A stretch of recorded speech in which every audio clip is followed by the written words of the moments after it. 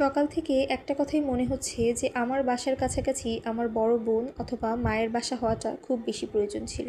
তাহলে অন্তত অসুস্থতার দিনগুলোতে তাদের কাছে গিয়ে একটু স্বস্তি পেতাম, একটু বিশ্রাম নিতে পারতাম।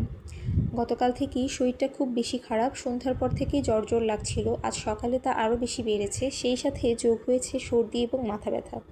হ্যালো এভরিওয়ান, আসসালামু আলাইকুম। কেমন আছেন সবাই? আশা করছি সবাই অনেক অনেক বেশি ভালো আছেন।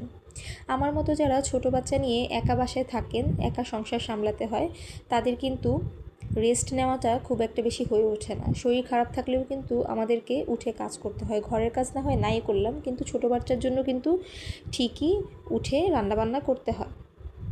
হাজব্যান্ড অফিসে চলে যাওয়ার পর থেকে কিন্তু সারাটা দিনই বাসায় একা, একটু টেক কেয়ার করার মতো কেউই থাকে না।